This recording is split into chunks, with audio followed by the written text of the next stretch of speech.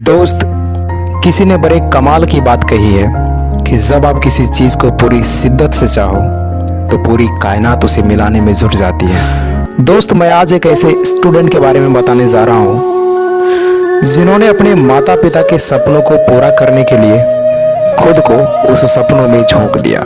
और उनके पिताजी बहुत गरीब थे। वह एक छोटे से पेट्रोल पंप में पेट्रोल भरने का काम करते थे। दोस्त, दिन भर कड़ी धूप में पेट्रोल भरने का दर्द क्या होता है ये सिर्फ उनके पिताजी को पता था। इसलिए उनके पिताजी ये चाहते थे कि मेरा बेटा एक दिन ज़रूर मेरा नाम रोशन करे और जो आज मैं पेट्रोल भरने का काम कर रहा हूँ उससे छुटकारा मिल सके।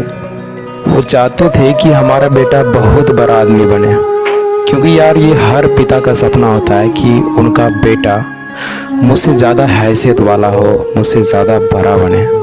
और दोस्त, एक दिन ये बात उनके बेटे ने सुन लिया कि मेरे पिताजी क्या चाहते हैं, और फिर सुनने के बाद उनके बेटे की आंखों में आंसू आ गया और उसने डिसाइड किया कि पापा, मैं ज़रूर आपके सपने को पूरा करूँगा, चाहे इसके लिए मुझे कितना भी मेहनत क्यों ना करना पड़े, मैं करूँगा, मैं तैयार हूँ पापा। उसके बाद वह लड़का सोचने लगा कि आखिर मैं क्या कर सकता हूँ जिससे मेरे पिताजी का नाम रोशन हो। तो उसने रिसर्च किया तो उन्हें पता चला कि देश का, हिंदुस्तान का सबसे टफेस्ट एग्ज़ाम और सबसे प्रतिष्ठित एग्ज़ाम जिन्हें आप यूपीएससी एग्ज़ाम कहते हैं, वो उन्हें क्रैक करने का सोच लिया। और उसने डिसाइड कर लिया कि मुझे यूपीएससी एग्ज़ाम ही क्रैक करना है। And he decided to go Delhi Mukherjee Nagar for UPSC preparation. और जब इस एग्ज़ाम के बारे में अपने पिताजी को बताया तो दोस्त, पिताजी के बारे में कौन नहीं जानता है, जेब खाली हो फिर भी मना करते नहीं देखा। मैंने पिता जैसा अमीर इंसान नहीं देखा। ये बात बिल्कुल सही है।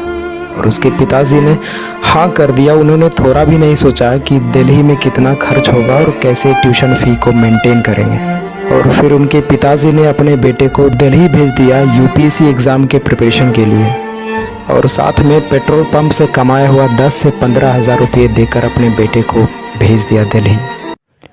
लेकिन दोस्त, जब वो लड़का दिल्ली जाकर कोचिंग के बारे में पता करता है तब उस कोचिंग का फ़ी 1.5 लाख सुनकर लड़के की आंखों में आंसू आ जाता है। और वो सोचने लगता है कि यार इतना पैसे पिताजी कहाँ से अरेंज करेंगे। वो बिल्कुल होपलेस हो जाता है और उन्हें लगने लगता है कि शायद मैं पिताजी का सपना पूरा नहीं कर पाऊँगा। फिर वो लड़का अपने पिताजी को कॉल करके फ़ी के बारे में बताता है। तो पता है पिताजी क्या कहते हैं? वो कहते हैं कि बेटा तुम क्लास ज्वाइन कर लो, मैं पैसे भेजता हूँ 1-2 दिन में। और ये बात सच हो गया कि सही में उनके पिताजी ने 1 से 2 दिनों के अंदर ही सारे फ़ी को भेज दिए। और जब वो लड़का जानने का प्रयास किया कि पिताजी ने इतने पैसे कहाँ से लाए, तो दोस्त, जब उस लड़का को पता चला कि मेरे पिताजी मेरे लिए इतना बड़ा त्याग कर दिए जिसके बारे में वो सोच भी नहीं सकता था। और फिर उस लड़के के आंखें आंसुओं से भर गया।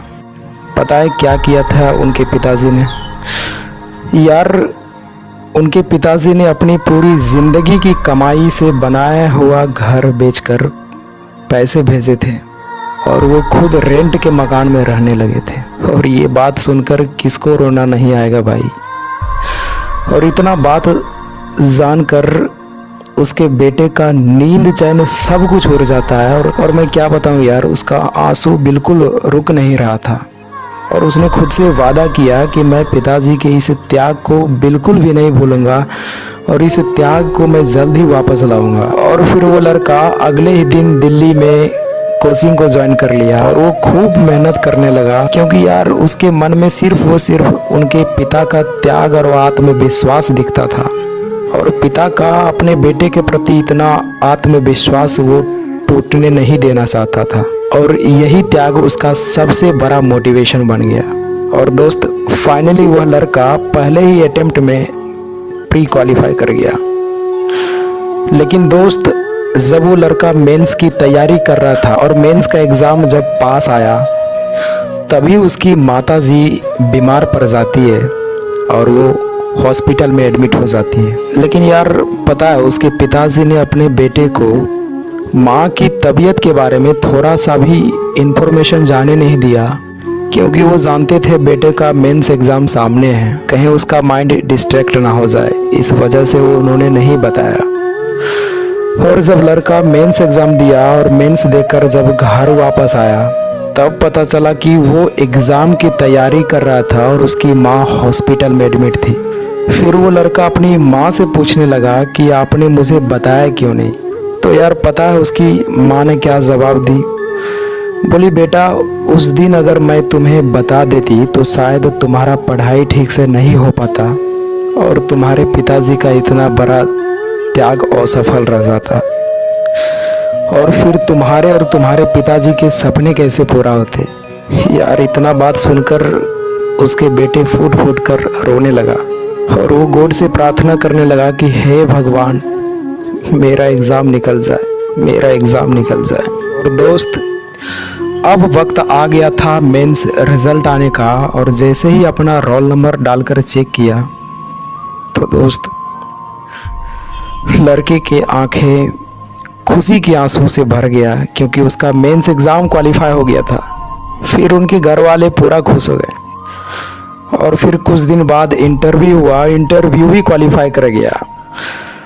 और दोस्त उनके घर वाले बहुत खुश थे कि मेरा बेटा सब एग्ज़ाम को क्वालिफाई कर गया। और दोस्त अब बारी आती है फाइनल रिज़ल्ट का। और दोस्त किसी ने बड़ा सही कहा है कि जो लड़का मेहनत के साथ पढ़ाई करता है ना, उसका मेहनत कभी व्यर्थ नहीं जाता। और पता है उसका जब रिज़ल्ट आया तो उसका रैंक ऑल ओवर इंडिया में 26 था, and he became an IAS officer with all India rank 26। और पता है उस लड़के का नाम क्या है? आप लोग तो सुने ही होंगे, प्रदीप सिंह IAS। और यार उसके बाद उसके पिताजी की आंखों में खुशी के आंसू बहने लगा, जो हर स्टूडेंट का सपना होता है कि अपने अपने माता पिता के आंखों में खुशी का आंसू देखे। और दोस्त ये एक छोटी सी स्टोरी के माध्यम से मैं आपको इंस्पायर करना चाहता था, जिससे आपको लगे कि अगर वो कर सकता है तो मैं क्यों नहीं।